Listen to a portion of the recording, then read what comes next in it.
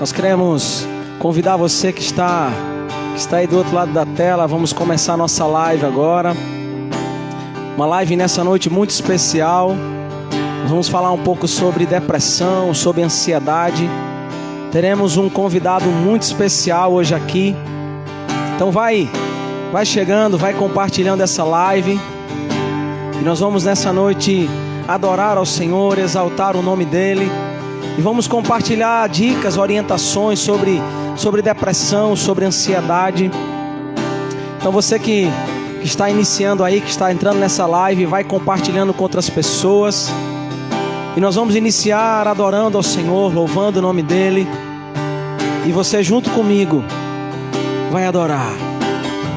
Te encontrar é tudo que eu quero.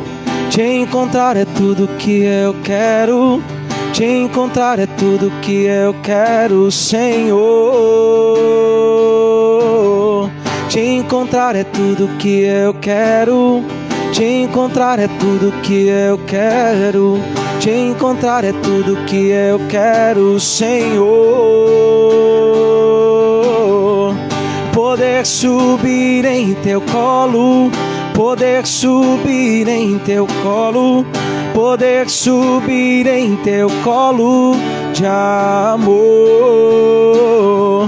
Poder subir em teu colo, poder subir em teu colo, poder subir em teu colo de amor.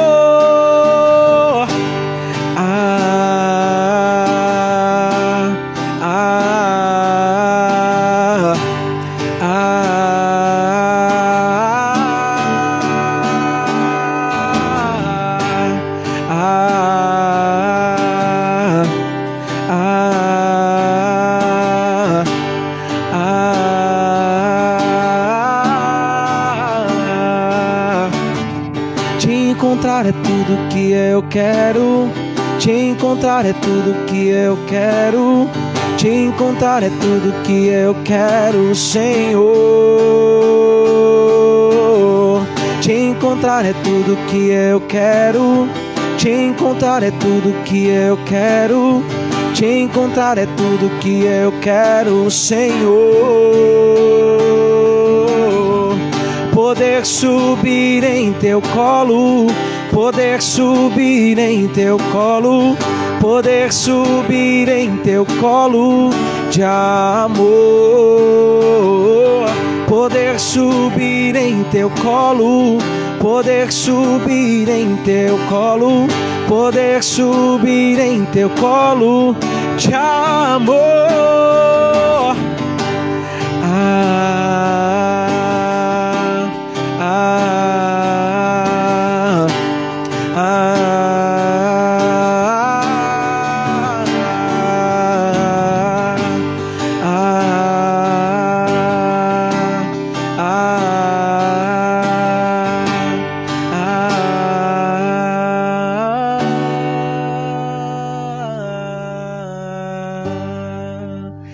Amém, Jailda. Que bênção, né? Que privilégio poder estarmos aqui nessa noite, nesse momento. Primeiro, antes de tudo, louvando a Deus, né? Adorando ao Senhor.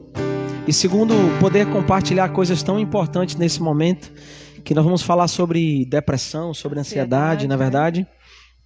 Esse momento de pandemia, eu acho que é uma temática muito importante, né?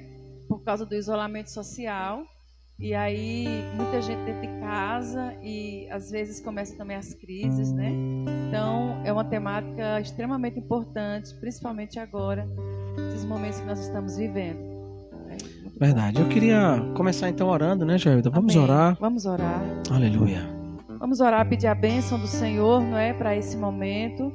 E você aí compartilhe, avise para alguém que nós estamos com o médico aqui, o Dr. Teste. Ele vai estar falando sobre essas doenças emocionais. Se você conhece alguém que precisa disso, compartilhe e vamos orar. Pai, nós estamos aqui nessa noite, Senhor, ó Deus, e sabemos que foi o Senhor que promoveu esse encontro, porque nada acontece por acaso. Pedimos que o Senhor nos abençoe nesse momento.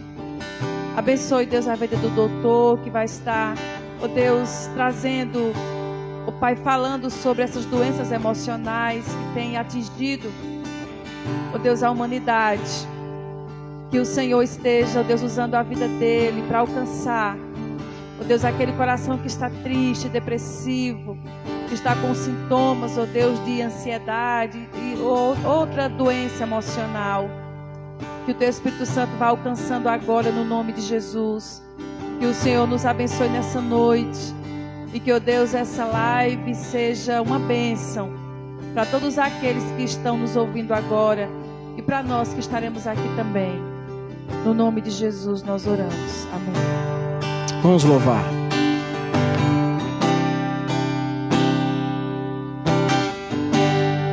Eu não preciso ser reconhecido por ninguém. A minha glória é fazer com que conheçam a Ti e que diminua eu, para que Tu cresças, Senhor, mais e mais. E como serafins que cobrem o rosto ante a Ti, escondo o rosto para que vejam Tua face em mim, e que diminua eu, para que Tu cresças, Senhor, mais e mais. No Santo dos Santos a fumaça me esconde, só Teus olhos me veem. Debaixo de Tuas asas é o meu abrigo, meu lugar secreto. Só Tua graça me basta, em Tua presença é o meu prazer. Oh, oh, oh. Diga nessa noite: eu não preciso ser reconhecido por ninguém. A minha glória é fazer com que conheçam a Ti e que diminua eu, para que Tu cresças, Senhor, mais e mais. No Santo dos Santos a fumaça me esconde, só Teus olhos me veem. Debaixo de Tuas asas é o meu abrigo, meu lugar secreto. Só Tua graça me basta, em Tua presença é o meu prazer. Oh, oh, oh. Tua presença, Tua presença é o meu prazer. Tua presença, Tua presença é o meu prazer. Tua presença, Tua... Diga aí onde você está nessa noite, aí na sua casa, aí nesse seu momento de isolamento. Diga para Ele: Senhor, Tua presença é o meu prazer, Deus. Diga para Ele: Senhor, a Tua graça é que me basta, Senhor. Faça como a palavra do Senhor disse a Paulo. Diga: Paulo, o meu poder se aperfeiçoa na sua fraqueza. A graça te basta, a graça te basta. O Santo dos Santos a fumaça me esconde, só Teus olhos me veem. Debaixo de Tuas asas é o meu abrigo, meu lugar secreto. Só Tua graça me basta, em Tua presença é o meu prazer. Só Tua graça me basta, em Tua presença é o meu prazer. Amém, Jailda? Que bênção, que privilégio, né? poder cantar isso, declarar que a presença do Senhor é o nosso prazer. Estou vendo a mensagem ali, doutor Ricardo, já entrou na live também, meu amigo. Amém. Um abraço, viu, doutor? Seja bem-vindo e que a palavra de hoje também possa trazer edificação para o Senhor. Amém, Jailda? Amém. Nós vamos louvar mais um ainda. Amém. Vamos cantar mais um. Daqui a pouco, olha, vai convidando aí. A gente vai chamar o doutor Técio Cavalcante, médico neurologista, que vai falar um pouco sobre depressão, sobre ansiedade. Então você vai compartilhando essa live aí, que daqui a pouco a gente vai trazer uma palavra bem bacana, uma reflexão bem legal. E você que está aí do outro lado é nosso convidado. Amém? Vamos cantar mais uma canção que diz bem assim, ó.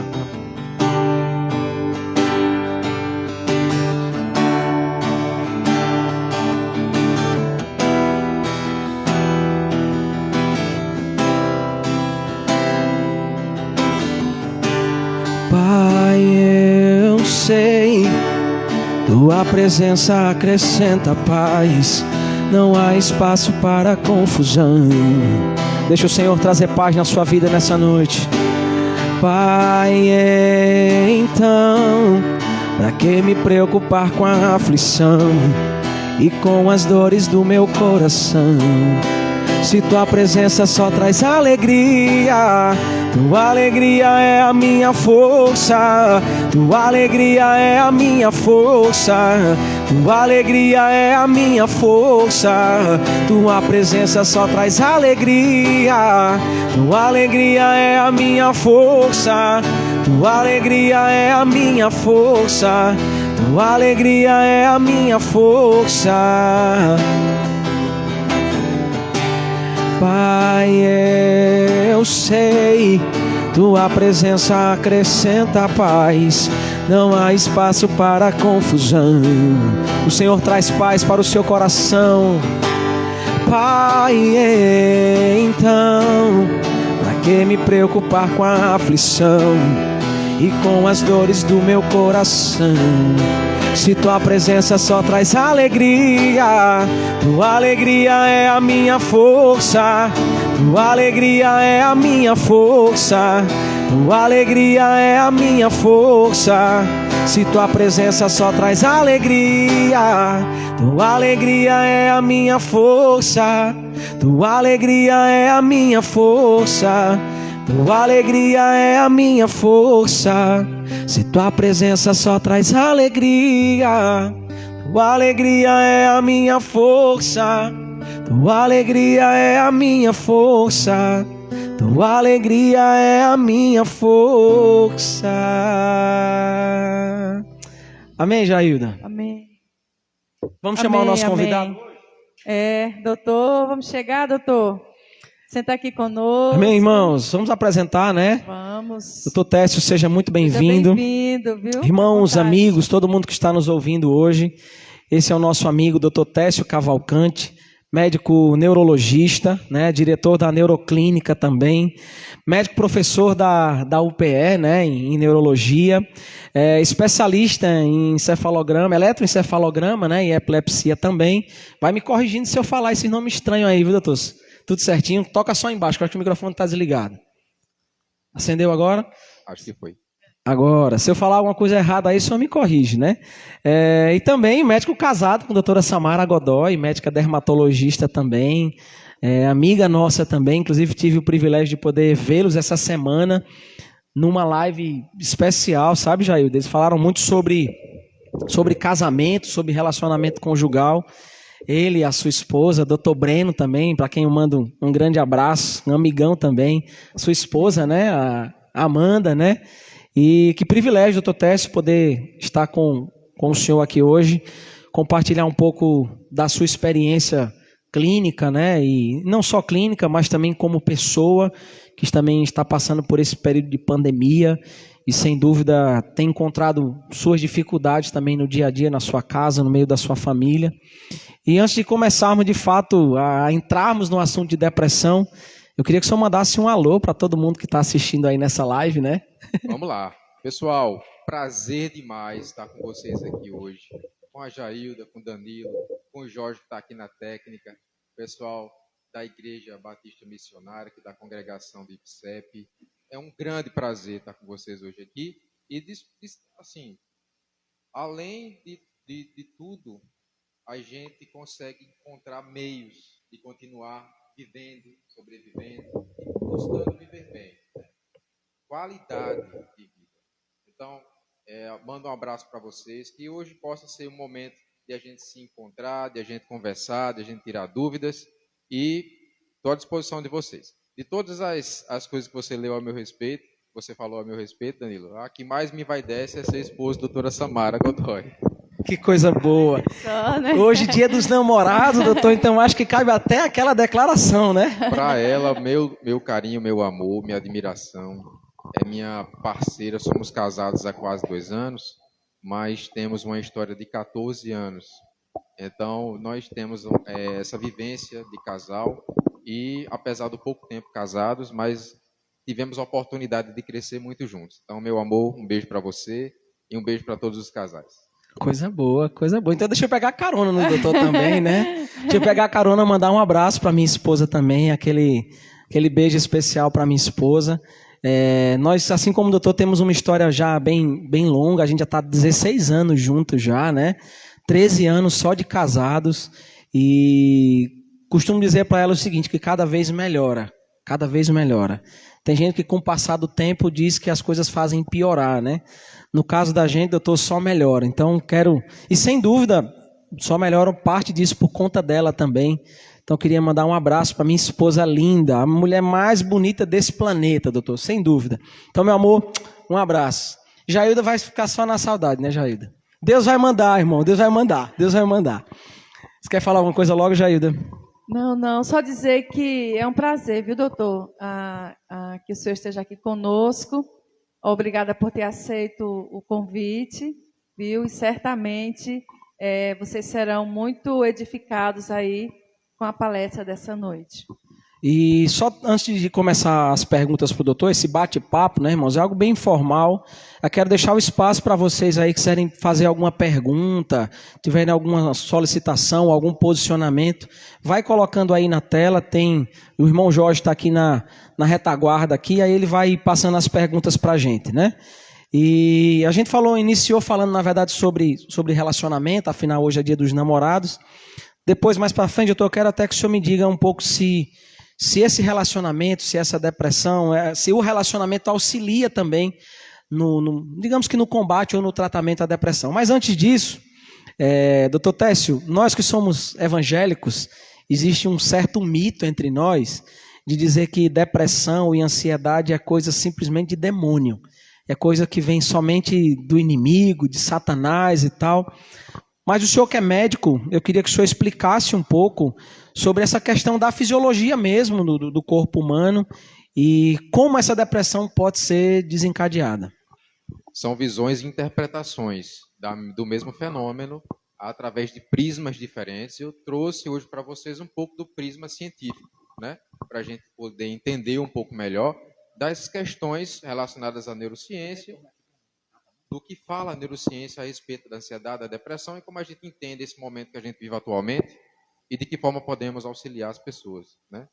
Então, realmente, nós temos bastante conhecimento já acumulado acerca da predisposição genética, acerca das alterações bioquímicas e estruturais do cérebro que acontecem durante fenômenos depressivos, durante episódios de ansiedade, e realmente nós sabemos que existem situações emocionais. Aliás, o ser humano é 80% emocional e 20% racional. Então, até 80% das nossas decisões são tomadas baseadas nas nossas emoções. E entendê-las foi fruto do estudo da neurociência de pouquíssimo tempo para cá. Acreditava-se que o órgão responsável pelas emoções era o coração, e o órgão responsável pela racionalidade, pelo raciocínio, era o cérebro. Lê do engano. Então, o cérebro, ele lida com situações da nossa racionalidade, do nosso raciocínio, mas é nele que habita nossas emoções, nossa emocionalidade também.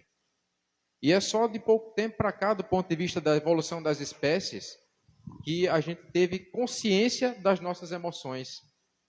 É bem verdade que apenas os mamíferos e as aves têm esse sistema emocional desenvolvido. Répteis, anfíbios e outros animais inferiores não têm um sistema emocional ainda desenvolvido.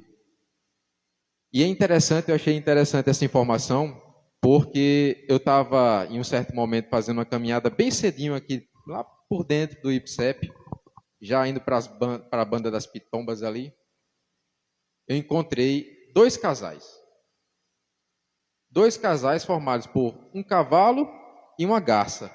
Eu não sei se alguém andando por aí já viu esses casais rodando por aí.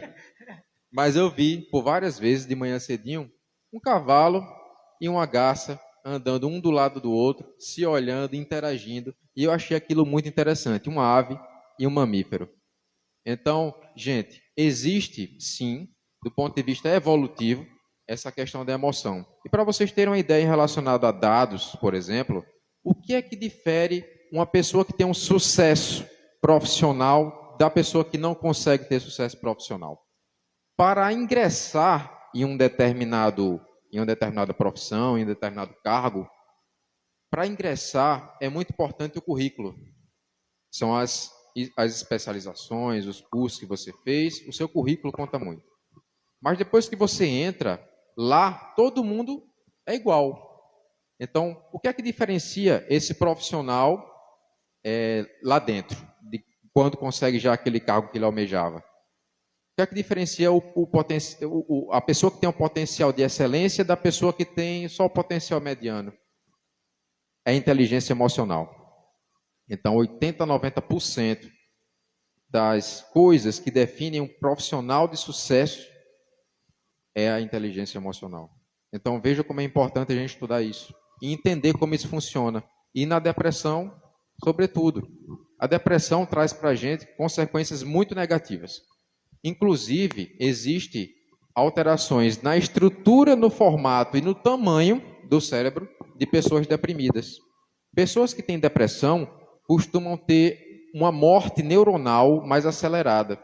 E o envelhecimento cerebral acontece de forma mais acelerada. E essas pessoas tendem a ter mais demência no futuro. O relacionamento, como você bem falou, Danilo, ele é protetor desse processo, sobretudo para o homem. Então, você, homem, que tem medo do casamento, você que não é casado, você que está pensando assim, me caso ou não me caso, caso ou não caso, invista, porque casar, bem casado, faz muito bem. Protege a gente do envelhecimento não saudável, de demência no futuro, da depressão, da ansiedade. E outra coisa, a gente sabe que no consultório, quem mais procura a gente são as mulheres. Isso é uma característica inata do sexo. Então, a mulher ela procura mais o atendimento médico, a procura, de que o homem. Muitas vezes, por saber lidar melhor com as suas próprias emoções, reconhecê-las, do que o homem. O homem acaba escondendo muito, né, doutor? Esconde, tem aquela consciência social de que o homem não chora, o homem não é uma pedra, não se abala por emoções. E isso não é verdade, minha gente. A gente tem uma estatística em relação à depressão, por exemplo, que é bem mais comum depressão em mulher do que em homem. Mas isso muito por conta da baixo diagnóstico dado aos homens, pela baixa procura. Quando se vai procurar o atendimento, já é a mulher que leva o homem meio que puxado. Geralmente o homem já vai no último caso, né? No último caso. Então, durante esse processo de adoecimento, muitas coisas acontecem e poderiam ser evitadas. Então, um tratamento com rispidez, né? Aquele homem que perde a paciência fácil, estoura fácil, não tem paciência com a mulher, com os filhos, não sabe lidar com as situações que geram tensão emocional de uma forma inteligente. Então, esse processo de autoconhecimento e de conhecimento do outro é uma coisa que deveria ser estimulada desde a escola. E eu imagino o senhor falando de tudo isso, esse tratamento com rispidez, as pessoas há quase 90 dias em casa, né? Isso. Então tem muito marido e muita esposa que estão passando por esse momento. Mas antes da gente entrar de fato nessa situação do que está acontecendo na pandemia, já que o senhor falou que muitas dessas doenças elas estão relacionadas ao nosso cérebro, né? O que acontece, doutor, no nosso cérebro, digamos que fisiologicamente, a gente sabe que tem muitas sinapses, né, neurônios e tudo. Existe alguma deficiência ou alguma patologia que possa afetar o cérebro humano para que venha a doença? É claro que existem os demônios, como a gente falou, que tem a questão emocional e espiritual, né, Jailda? Mas falando nessa situação patológica mesmo, o que é que o senhor diria como um padrão daquela pessoa que está com ansiedade ou com depressão?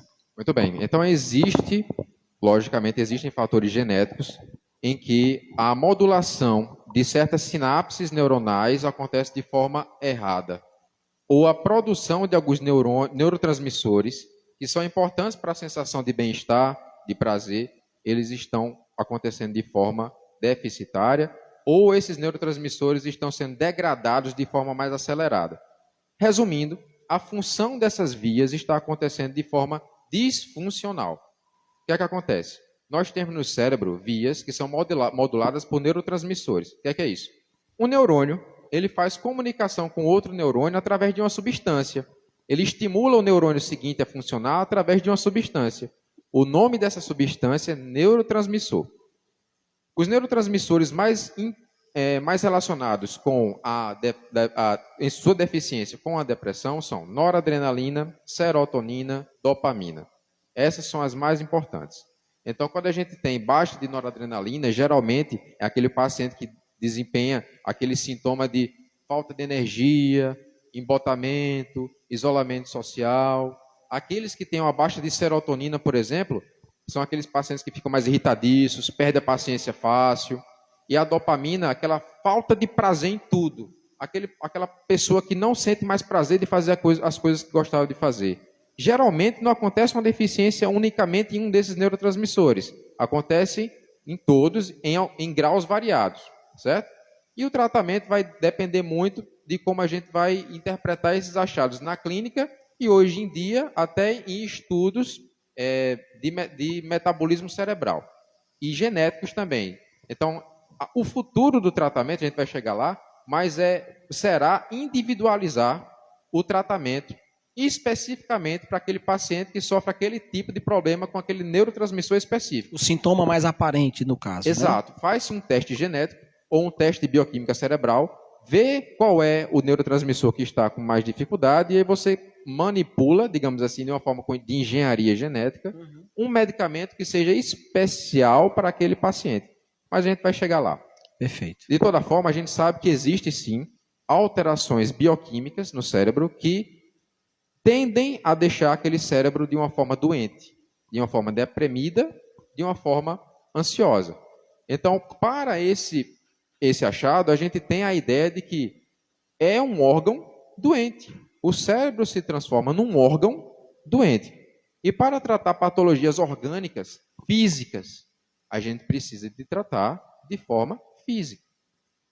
Para tratar os nossos problemas emocionais, a gente tem que abordar as emoções. Para tratar os nossos problemas espirituais, a gente tem que abordar a nossa espiritualidade. A nossa fé, né? A nossa fé. Tudo isso está envolvido na saúde emocional, na saúde mental. Então, perfeito. A gente que é bem casado, a gente é protegido. A gente que faz parte de uma comunidade, de uma congregação religiosa, a gente é protegido contra isso.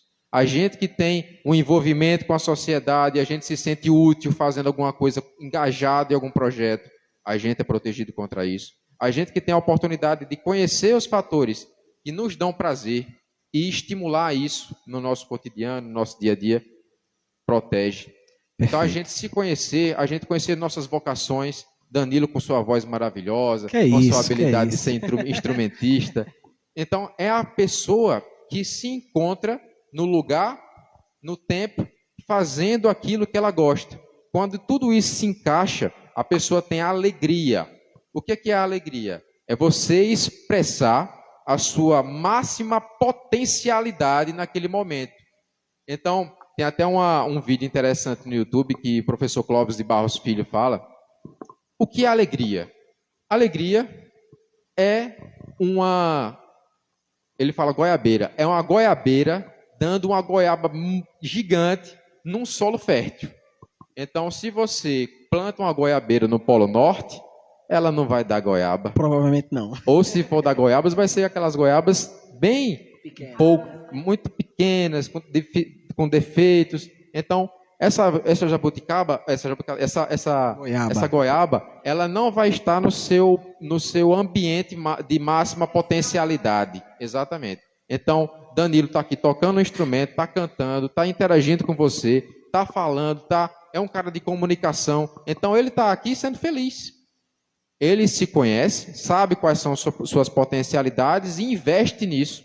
Então, a gente se conhecer quais são as nossas vocações, nossas potencialidades e investir nisso é muito importante para que a gente se sinta feliz. Que coisa boa. Pessoal, para quem está chegando agora aí, esse é nosso amigo, Dr. Técio Cavalcante, neurologista. Nós estamos falando um pouco sobre depressão, sobre ansiedade, sobre uma série de fatores aqui. Então, vai compartilhando essa live aí para que quanto mais gente conseguir ser alcançado, melhor, tá? Doutor? Só um momento. Doutor, no caso, essa questão das doenças emocionais, elas têm um fator genético, não é isso? E tem também as tensões do dia a dia, não é isso? Mas, assim, na sua vivência, né, de médico, o que é que o senhor observa mais? As pessoas que chegam no seu consultório, o que é que o senhor observa mais? Que as pessoas elas estão com aquele problema. O que é que pesa mais? É a questão genética ou emocional, ou né? É a questão da tensão do dia a dia? É interessante essa pergunta. Você vê pessoas que têm síndrome de pânico, metade dessas pessoas tem um parente próximo que tem um transtorno mental. Então, o fator genético é realmente preponderante, é muito importante, né? Só que a gente está vivendo uma situação de adoecimento social também. O que é que acontece? Existe uma via no nosso cérebro também, falando de vias, que é a via do prazer e da recompensa. A gente só sente prazer nas coisas quando a gente tem um estímulo maior do que o basal, maior do que o corriqueiro, para aquela via do prazer. Então, se você tem uma pessoa, por exemplo, que é acostumada a, sei lá, a comer tudo que é do bom e do melhor, ter disponível tudo que é possível de ter na vida, se quiser qualquer coisa tem fácil, né? O estímulo para que essa pessoa tenha prazer precisa ser muito grande para que ela sinta um pouco de prazer. Então essas pessoas elas vão vivendo de migalhas de prazer, porque elas estão acostumadas, a mente se acostumou a que aquelas situações que dariam prazer para uma pessoa normal, digamos assim, para aquela pessoa não tem diferença, entende? Então é importante até para os pais, eu dou até esse conselho, que estimulem seus filhos a terem infâncias simples. Simples. Por quê? Porque se você ficar dando excesso de informação, presente, condicionar tudo a um presente, você está dando estímulos em excesso para essas pessoas e elas não vão entender um estímulo que geraria uma felicidade como uma verdadeira felicidade. Então isso é a prova de que pessoas que são muito ricas, pessoas que têm tudo, famosos, enfim, porque essas pessoas têm tanta depressão. Verdade. Não é? Então a gente vê pessoas simples aqui agradecendo a Deus por uma coisa. Então, gente, estimular uma vida simples, sabendo valorizar as coisas que são importantes de serem valorizadas, é um passo fundamental para a gente construir uma mente saudável. Isso é um grande desafio, né, doutor? Nos dias de hoje, principalmente, porque a gente vê uma realidade, as pessoas estão tendo condições de vida cada vez melhores, né? E a tendência é você querer dar algo maior para o seu filho do que aquilo que você teve. Eu, por exemplo, tenho 2 filhos em casa, tenho uma menina de 7 anos e um pequenininho de 1 ano e 3 meses. Então a gente é estimulado a querer dar mais, a querer fazer mais. Eu estou falando isso, me lembrei de uma situação. Uma vez eu comprei um presente para minha filha. Para mim foi caro, né? Para mim foi um presente caro. Juntei um dinheiro e tudo, comprei. Cheguei com um presente para ela em casa, ela brincou 10 minutos, terminou de brincar, ela foi brincar com a caixa. Para ela foi Exatamente. muito mais interessante a caixa. Exatamente. Quantas crianças você vê? Você vai para o aniversário de uma criança de 1 ano, 2 anos, 3 anos, você chega com aquela caixa envolvida naquele papel bem bonito, com um presente caríssimo que você comprou naquela loja de grife e tudo. Pagar não sei quantas vezes, né, E doutor? não Às sei vezes. quantas vezes. Ele pega o pirulito que está na caixa, abre o pacote, bota na boca e sai correndo, não está nem aí para o presente caro que você comprou. Então é muito mais o envolvimento, a história que você cria com aquele presente, o envolvimento emocional que você tem naquele momento e o significado que você dá àquilo. Muito mais do que valor. Criança não sabe valor monetário. Verdade. Nem deve saber. Isso não faz parte da vida de uma criança, né? Isso faz parte da nossa vida. Então, amar é querer o melhor para o próximo, querer o melhor para o outro, para o filho. Então, isso é demais. Só que a gente confunde, às vezes, a maneira de amar, de expressar esse amor. Quando a gente tem o conhecimento do que vai trazer benefício para aquela pessoa, a gente evita tanta coisa materialista e a gente acaba aprendendo, nós, como seres humanos, aprendemos a ser seres humanos com outros seres humanos. Verdade. Então, eu acho interessante uma coisa que eu tenho como paciente, um exemplo, é o seguinte, vários.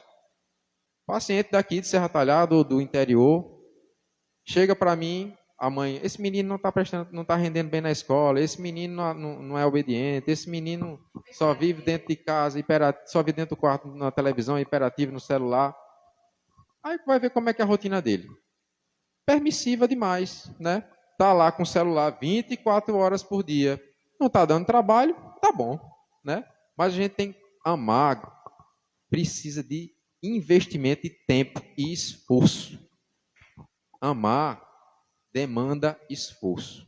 Então, gente, eu vejo crianças com 5, 6, 7, 8 anos de idade, daqui de Serra Talhada, falando com sotaque paulista, né? O que é que justifica isso? Vídeos, né? Ele está aprendendo a ser ser humano com a máquina. Na internet. Ele está aprendendo a ser ser humano com a pessoa que ele não interage. E aí, doutor, o que é que vai acontecer com essa criança? Provavelmente, se não houver uma intervenção, vai se tornar um adulto problemático. Perfeito. Além de que, quando a gente precisa fazer uma intervenção, a gente está fazendo uma quebra. Quando a gente precisa de fazer uma intervenção, é porque a gente já errou lá atrás. Que a intervenção seja feita. E é feita o mais precoce que for começo, possível. Né? Lógico. Mas, se a gente conseguir entender essas situações e a gente evitar essas disrupturas, é muito melhor. Porque a gente vai criar uma situação onde o pai, a mãe é o chato, é o ruim da história, e criar a falta do estímulo positivo para aquela criança vai se transformar em tristeza. E a tristeza crônica, mal gerida, pode se transformar numa depressão. E criança tem depressão, gente. Criança tem muita depressão. Eu tenho no consultório inúmeras crianças que têm depressão. Só que os sintomas na criança não são iguais como são no adulto. Criança deprimida, uma das primeiras coisas, mau rendimento na escola. Começou a tirar nota baixa, começou a perder o foco da atenção na aula. Presta atenção, essa criança não está legal. Isolamento social, não quer brincar com os coleguinhas, quer ficar mais preso dentro do quarto, muito reativa, ou seja, a uma pequena crítica já chora. Qualquer já confronto, ela já entra em atrito, alimentação, né? não come bem, né? Alteração da alimentação, do peso, do sono, né? Então as crianças começam a ter insônia, às vezes medos, né? Fobias. Então, são muito variados os sintomas e nem sempre a gente consegue identificar. Então, o primeiro sinal de mau rendimento na escola, de alteração da alimentação, do sono, vale a pena a gente ficar de olho. Para o diagnóstico de depressão e para muitos dos transtornos de ansiedade, a gente precisa que alguns critérios sejam preenchidos. Só lhe interrompendo, doutor, o senhor vai entrar justamente na pergunta que o amigo Tiago Bruno fez aqui, o irmão Tiago lá de Salgueiro. Já que o senhor vai falar desse quadro de depressão, ele fez a seguinte pergunta: quais sinais comprovam um quadro de depressão, né? E como identificar esse quadro e qual profissional procurar? Já que o senhor vai entrar nessa questão do quadro de depressão, agradecer aí Tiago Bruno que nos fez essa pergunta também. Tiago, um abraço, obrigado por sua pergunta, obrigado pela interação do pessoal. Olha, a gente tem realmente alguns critérios a preencher, tá certo? Nós temos emoções. Emoções, elas são flutuantes. elas passam. E qual o tempo, por exemplo, que a gente determina para a gente passar por um sofrimento que gera tristeza? Depende. Para o critério de depressão, disse que tristeza a maior parte do tempo, por mais de 15 dias é um sinal cardinal para a depressão, certo? Outro sinal cardinal é a anedonia. Anedonia significa falta de prazer. Você perdeu o prazer de fazer as coisas que você gostava antes, e isso por mais de 15 dias. Esses dois são os sintomas mais importantes para o diagnóstico de depressão. Mas sentir tristeza é normal? É Tudo ruim? é depressão? É bom? Tudo é depressão? Não, nem tudo. A gente passa por algumas situações na vida que nos deixam tristes. Mas se a gente, depois de até 15 dias, chega a sentir, a voltar ao normal do que a gente sentia antes, a gente continuar funcionando bem, ir para o trabalho, estudar, se alimentar, dormir, capacidade de memória e concentração, tudo isso. Se a gente consegue voltar ao nosso basal em menos de 15 dias, isso sinaliza que é um sintoma de uma sensação normal, de uma emoção normal, certo? Então, tristeza não é depressão. Mas, quando a gente está frente a um quadro depressivo, a gente precisa abordar essa pessoa. É necessário medicamento para todo mundo? Não. Não é necessário medicamento para todo mundo. Inclusive, o medicamento está indicado pelos estudos nas fases moderadas a graves da depressão. São onde eles respondem melhor, tá certo? E psicoterapia em todas as fases. Então, já respondendo que profissional procurar, profissional de saúde, todos eles podem fazer o que a gente chama de acolhimento, para fazer a identificação e a orientação para que tipo de profissional a gente vai seguir. Mas, um profissional médico, seja do posto de saúde, um profissional médico que você confia, ele é habilitado a identificar esses sintomas. E numa situação mais difícil de conduzir, de tratar, porque existem situações mais desafiadoras para a gente, encaminhar para o especialista. Se você quiser procurar logo o especialista, pode também, não tem problema nenhum. Mas para uma organização de sistema público, por exemplo, o que é que se faz? Vai no postinho, lá ele é acolhido, é identificada a queixa, e aí ele é triado para o profissional. Psicólogo, médico. Lá ele vai passar por uma avaliação e vai ver se há necessidade de uma intervenção, seja ela terapêutica pelo psicólogo, seja ela medicamentosa pelo médico. A depender do grau identificado do problema, ele poderá ser referido para um especialista. Que especialista seria esse? O médico neurologista, o médico psiquiatra. São os profissionais que lidam com essas situações de transtornos mentais. Então, é essa forma que é geralmente processado. Médicos, psiquiatra, neurologista e psicólogos são os especialistas nessa área do tratamento. Perfeito. Então, só para a gente recapitular um pouquinho, para quem está chegando agora, nós estamos aqui com o Dr. Técio Cavalcante, né, neurologista. A gente iniciou esse bate-papo, né, Jailda, falando um pouco, desmistificando um pouco que nem toda depressão é demônio, né? Existe um sistema fisiológico que pode desencadear uma depressão.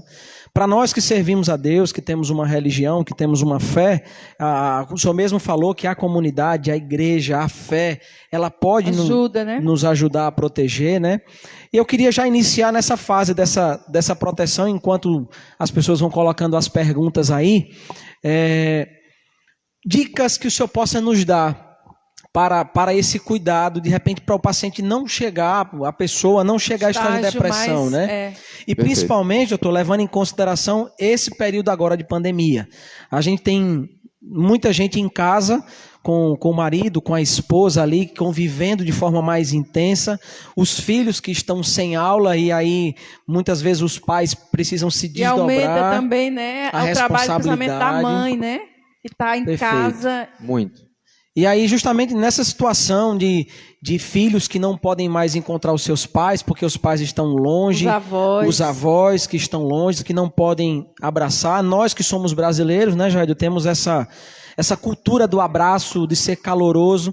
Então, eu queria que o senhor iniciasse essas orientações, primeiro para a família, em quem está em casa, para não chegar aí a esse quadro de depressão, né, de ansiedade. Perfeito. Existe até um hormônio chamado ocitocina, que é um hormônio liberado muito quando a mulher dá à luz e faz a contração uterina para tudo voltar ao normal, que tem a sua função também neurológica. O que é que a ocitocina faz? Ela faz essa aproximação da gente, esse amor, através do contato. Então, quando a mãe toca o bebê pela primeira vez, quando ele nasce, que sente a pele, sente o cheiro, que o bebê suga, a ocitocina está lá em cima, fisiologicamente, por conta do parto. E aí cria esse vínculo extremamente forte que durará o resto da vida. Então, a ocitocina, ela é liberada quando a gente abraça, quando a gente toca. E nós latinos temos muito essa característica física. A gente fala pegando no braço, batendo nas costas, dando um abraço, dando... Então, a gente é assim. A ocitocina tem esse papel. Como a gente está em um momento de isolamento social, isso foi um impacto negativo que trouxe a pandemia para nós latinos. Sobretudo, para todo mundo. Porque o abraço, tem muito estudo já mostrando que abraçar aumenta muito a sensação de bem-estar das pessoas. Então, abraçar é muito importante e logo estaremos nos abraçando, se Deus quiser. Se Deus quiser. Ao mesmo tempo, deixa eu fazer também uma referência à própria religião. Existem situações porque, assim, amar é a gente agregar, é a gente entender, é a gente intervir. Existem dogmas e existem doutrinas que gerem o comportamento das pessoas numa determinada religião. Né? A gente tem que sempre se orientar por isso. Mas pessoas também adoecem pela interpretação errada de certas coisas. Então, às vezes, colocam na cabeça que porque pecou, porque fez alguma coisa que não estava conforme a igreja, ela está condenada e dali em diante não tem mais jeito, e fica com aquilo na cabeça, aquele pensamento... Se culpa o tempo todo, né? Se culpa. A culpa é um sintoma muito presente na depressão. Existe aquela parábola que Jesus fala da ovelha desgarrada, né? Vai haver muito mais alegria no céu quando uma ovelha separada... O pecador se arrepende. Se arrepende e essa ovelha volta para o rebanho do que as 99 entrarem no céu, né? Então, é muito feliz para Deus quando a gente tem esse processo de entender que pecou, trabalhar isso e voltar para Deus. Então, gente, o pecado, ele é uma coisa que a gente tem que evitar, é ruim, faz mal para a gente, faz mal para quem convive com a gente, mas nós temos também, Deus colocou na nossa vida a oportunidade do arrependimento verdadeiro e da conversão. E é curador, né, doutor? Demais. O arrependimento, o perdão, né? Eu acho que deve ser muito comum também aí, alguma coisa ali. Deve ser muito comum para o senhor também, por exemplo, as pessoas, às vezes, que desenvolvem doenças emocionais, como o senhor mesmo disse, né, por causa da culpa. Ou seja, quando a gente, o perdão, ele é libertador, né? Ele é libertador. A oração, ela é um bem enorme, porque quando você ora, você está falando com Deus. Ou seja, a gente está colocando para fora aquilo que está fazendo mal. Exatamente. Então, a oração pressupõe você agir, né? E tem certas coisas que são libertadoras, como você falou. Então, o que acontece? Existe uma outra passagem na Bíblia, só me permita fazer algumas referências aqui, me corrijam algum erro eventual. Perfeito. Mas existe a situação de Jesus no templo, né? Então, acreditar, crer, ser cristão, não acredito que se pressupõe ser passivo. Não, o cristão, ele é ativo, o cristão, ele é combativo, o cristão, ele tem fé e ele luta pela sua fé. Então, Jesus, quando viu aquela comércio todo lá no templo, o que ele fez? Ele ficou passivo olhando? Não, ele tomou atitude. Então, a atitude é muito importante. Dizer um não, muitas vezes, é libertador. Saber o limite da gente e a gente educar o outro. Isso está falando. Admoestar. Isso que o senhor está falando, doutor Tessa, é bem interessante. Uma vez eu vi uma pessoa dizendo que tem pessoas que pensam que Deus, ele é um cara bravo, que está com 2 pitbull, um do lado do outro, raivoso, esperando só você pecar, você errar, para soltar o pitbull para cima de você, né? O Deus castigador. E punir, né? Na verdade, eu até queria que Jailda respondesse isso também, que ela falasse um pouco desse amor de Deus, para você que está em casa, para você que está nesse possível erro, talvez, possível pecado, não sei, e que talvez esteja se culpando. Eu queria que Jailda falasse um pouco desse amor de Deus. Só te interrompendo, Jailda, se o doutor quiser beber água, tem água aí, viu, doutor? Fica à vontade.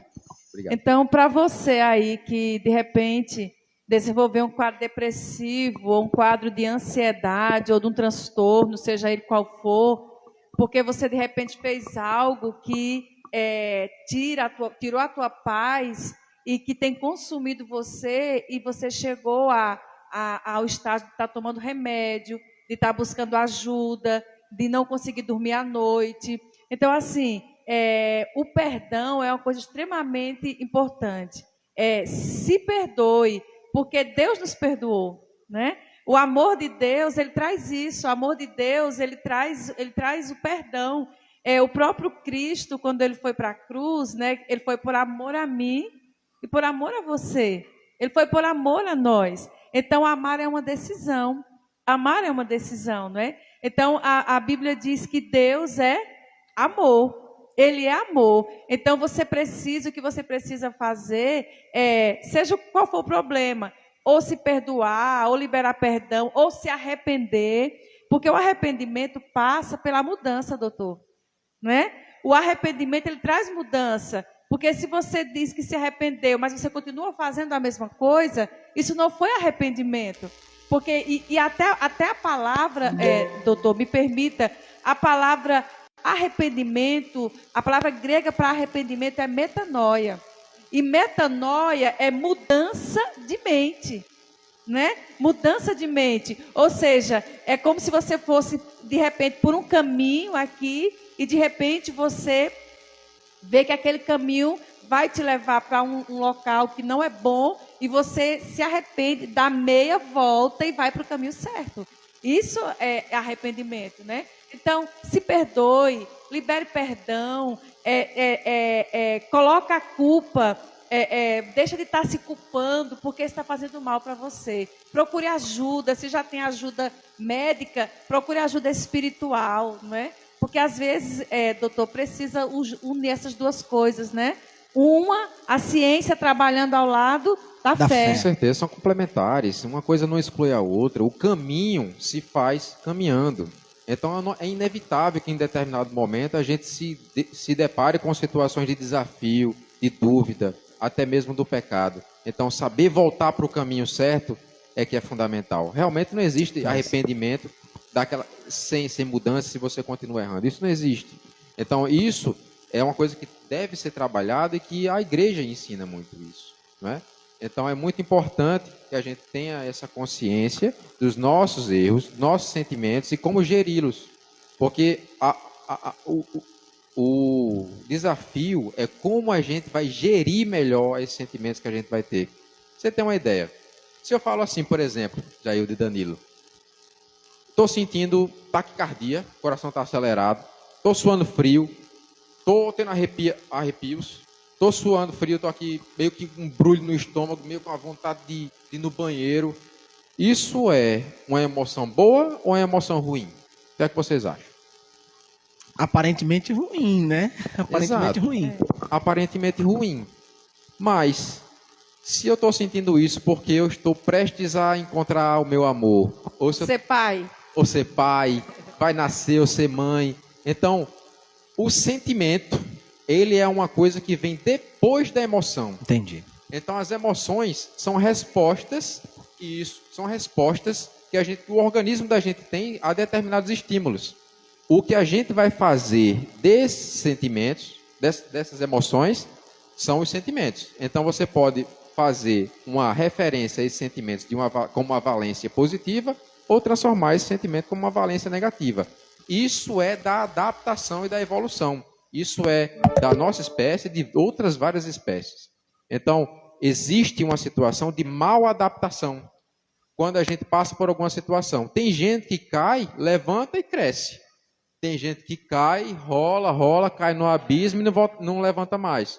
Então, gerir as emoções é fundamental para que a gente tenha uma saúde mental mais robusta, estruturada. E para isso, minha gente, a gente precisa desses apoios da igreja, do envolvimento da comunidade, inclusão na Trabalho, sociedade, né, a doutor? família, o trabalho, muito importante, né? E os profissionais de saúde. Perfeito. Se a gente tivesse um psicólogo em cada esquina, seria pouco, porque a gente tem que ter um psicólogo em cada casa. A gente tem que ter apoio para a gente poder crescer como criança, como adolescente, como filho, como pai, como mãe.